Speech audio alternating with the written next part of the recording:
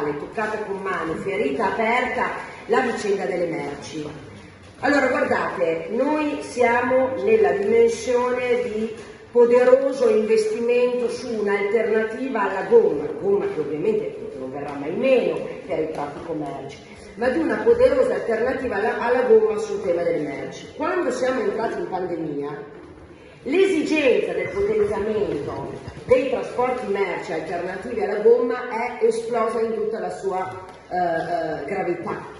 Non a caso durante la pandemia abbiamo triplicato i volumi sugli aerei, quadruplicato i volumi sul ferro, abbiamo tutto il tema dei porti e qui in questa regione è presente un porto assolutamente strategico e importante per il paese, non solo per il nord-est. Allora il tema delle merci separato, ok, ma potenziato in un luogo dove c'è un interporto particolarmente importante e significativo per tutto il nord-est, con un collegamento verso il porto di Venezia e quindi tutta la dorsale adriatica dove c'è tutto il transito dall'Oriente, con il tunnel di base lassù al Brennero che finisce il 26, siamo abbastanza avanti però, ecco. Voi vi rendete conto che c'è dietro una visione strategica che nei prossimi anni coinvolgerà questa città e che quindi oggi io volevo in un qualche modo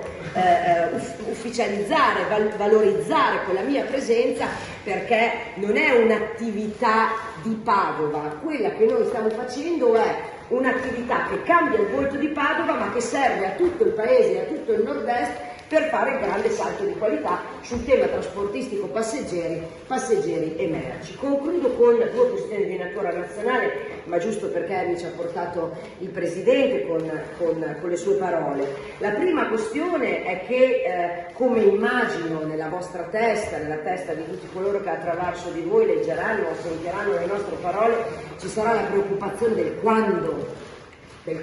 no? Perché poi la vera questione del paese è che si mettono i soldi e a Dio piacendo e soprattutto grazie al nostro governo e grazie al Presidente Conte in questa fase i soldi, come sapete, saranno diciamo così di gran lunga incrementati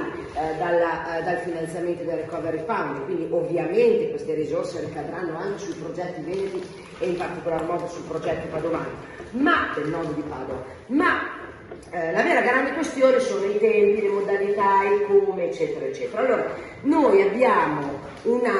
combinato disposto che rimette ordine nelle norme per far partire i cantieri, nel decreto semplificazione, oggi in valutazione al Senato, che consente anche alla tratta, che tra l'altro rientra nell'elenco delle opere commissariate, anche a questa tratta già nella fase della progettazione, di avere livelli di accelerazione che questo Paese diciamo non è particolarmente abituato ad avere. Perché? Perché noi dovevamo accompagnare con delle regole che velocizzassero la progettualità, l'autorizzazione e poi l'apertura delle gare, l'apertura dei cantieri, le quattro fasi diciamo così più calde delle opere, perché noi abbiamo dall'altra parte il piano Italia Veloce. E il piano Italia Veloce, che è la base della nostra proposta per il finanziamento del Recovery Fund, è un piano che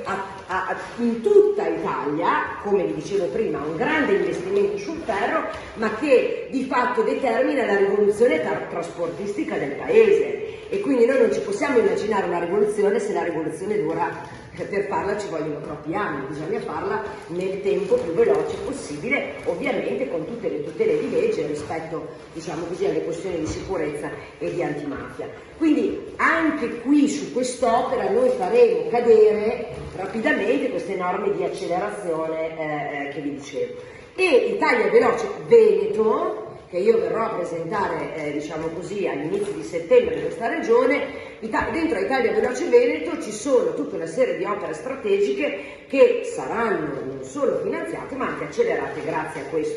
a questo decreto, il cosiddetto appunto decreto semplificazione.